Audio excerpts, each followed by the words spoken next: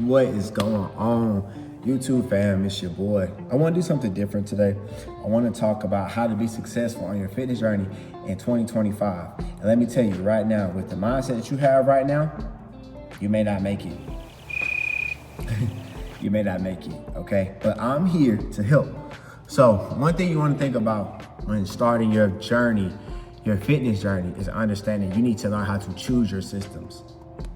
What you want to focus on is you want to make sure that you're setting goals and not plans, right? You don't want to plan your fitness journey around your vacation or your birthday or for those specific plans because of outfits and things of that nature that you want to wear. It should be set upon a sustainable goal. I want to live a healthier lifestyle. I want to grow old and make sure that I can run around with my children when they get older and my grandchildren.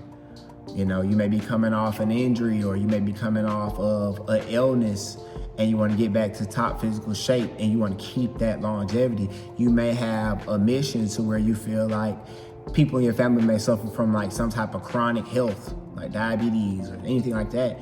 And you want to change the narrative by living a more healthier lifestyle for the people in your family to follow, right? These are actual goals, not plans. So when you base your workout journey around something that's of that significance, it'll be easier for you to stay in tune with it and actually complete what you need to complete when it comes to going to the gym, waking up, tracking your macros, things of that nature, finding like-minded individuals in the gym that you can, link up with, collab with, and get better with, people that'll correct your form. You know what I'm saying? You go and look into these things, how to live a better lifestyle on YouTube, things of that nature. You might even follow my channel, DC Strong. You know what I'm saying? And you might try to get tips from there. Honestly, that helps. That's something that you want to do. Secondly, what you want to think about is choosing your plan when you get in the gym, right? So you go to the plan. What's your workout split going to be? What's your setup? For those who don't understand what a split is certain type of workouts you do based off of body parts, right? So that's if you do push-pull legs, pushing movements, leg movements. Then you have different splits. You have bro splits, which consist of training a particular muscle part on each day, an individual muscle part on each day, or then you have push-pull leg split, like I said before, or you may have 2 full body days, so 2 on, 2 off, right?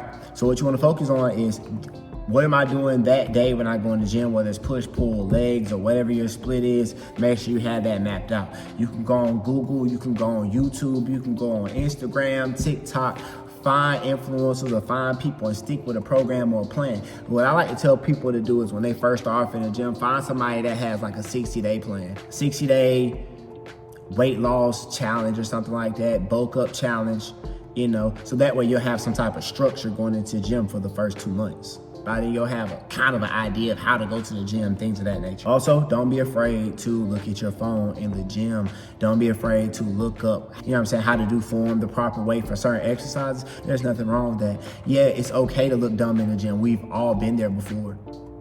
I've been there before, It's perfectly fine. We're all in our own world and people will come over to help and assist you when you need help. Make sure that every 8 weeks, make sure you're doing a deload. A deload is basically when you drop the work.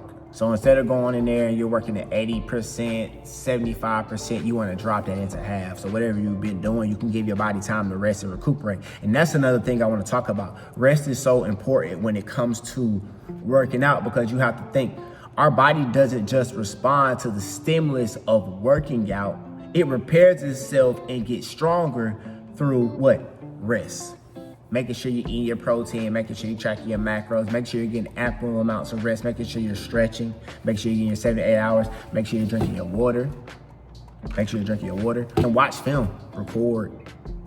All great athletes record, so record, that's perfectly fine. If you want to shoot, figure out what how your form looks and critique it based off of what you see, or send it to somebody that's in the gym so they can critique it like a coach, That's the only way you're going to get better. You learn through repetition and you learn through failure. It's okay to take L's. It's okay to fail. You know what I mean? At the end of the day, we're all here on this journey together and we're all trying to learn. So if you don't have any film, how can we go off of what we know? But unless you show us right then and there, right? Next thing I want to talk about is discipline. In the book that I was reading, 44 Laws of Peace, discipline is key to freedom. Right? The only thing that's keeping you from becoming the person that you strive to be is discipline. That's the key. In that book, 44 Laws of Peace, it talks about that and explains how our willpower is threatened every time we don't commit to ourselves. If you make a commitment to go to the gym on Thursday, you should go to the gym on Thursday, because guess what you're doing? You're allowing your mind to think that it's okay to not believe in yourself. And because of that, your willpower diminishes. In order to keep this stride going, yeah, there are going to be days where you're going to be tired. That's why rest is key. That's why you should rest. There's going to be days where your body's hurting. That's why you should rest. But just because you rest, it doesn't mean you just completely forget about the gym for a couple of weeks. The best time to start working out is right now, the early stages. The early stages, you get these things called newbie gains, and you'll be able to see the stimuluses of what happens when your body gets put under stress, such as working out consistently and having the time to recover.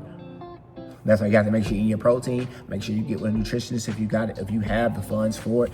If not, do your own research on what you should be putting in your body. What are macros? You know, those are the daily components that the body needs to do its daily functions throughout the day. Macros, and you have micros, which are the little things like vitamins and supplements and things of that nature.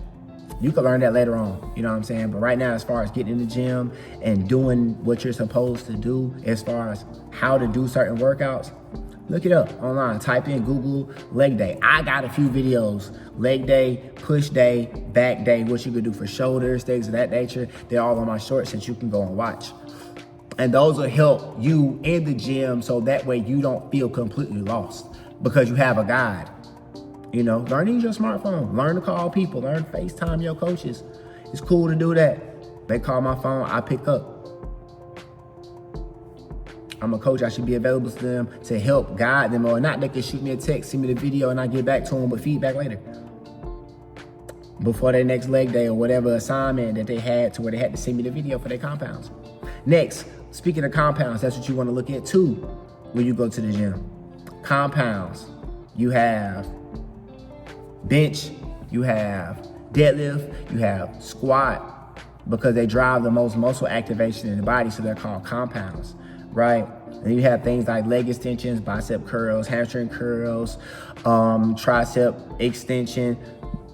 Those are called isometric workouts, right? Or isolation workouts. So when you look at that, they're actually isolating a certain muscle group. Like a leg extension will isolate the quad group, or the hamstring curl will isolate the hamstring for only type of muscle activation. Bicep curl, of course, the bicep, things of that nature. So that's something you want to look at. One thing I can say is rest.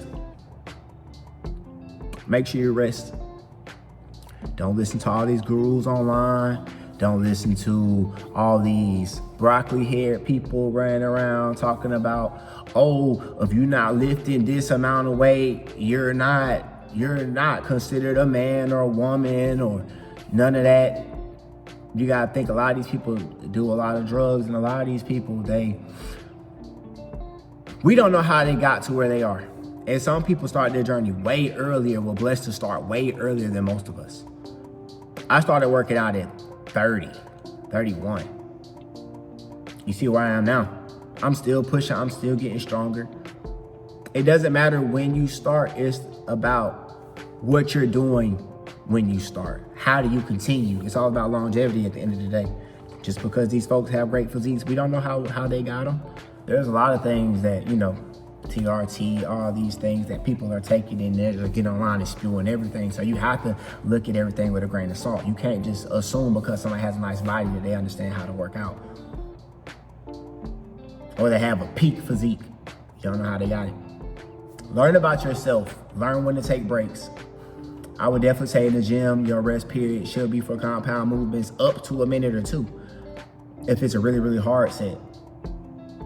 Because what you want to do is allow your body to catch up. Your CNS is taxed. Your central nervous system is taxed, and it needs time to recuperate to go into the next set, so that you can operate at the highest efficiency.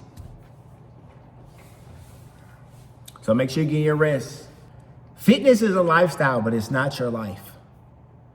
So remember that. Yes, there are some things you have to sacrifice in order to get the goals and the results that you want, but remember that you still have to have time to enjoy life too. So make sure that you're just moderate with things, with the drinking and stuff like that. Just make sure you're moderate. I know there's a lot of people that will say, hey, look, listen, you shouldn't be drinking because it causes weight gain and all this other stuff, right? But if you're doing great majority of the time, when you have a hiccup, guess what? It's not gonna be as bad because you're constantly being consistent. Your body has to adapt. And once your body starts adapting, it can maintain. Yeah, your workout may be shitty for that day. You know what I'm saying? You might have a trash workout that day because you done hung over and stuff like that. But at the end of the day, once you recover, you're back like you never left. So there's some things I want to put out there. Make sure you get your rest. And on your rest days, make sure you could do an active rest day, which means you could do yoga, you could stretch. You might go for like a walk or something like that, get on the treadmill. But make sure you take that break so you can give that body time to recover.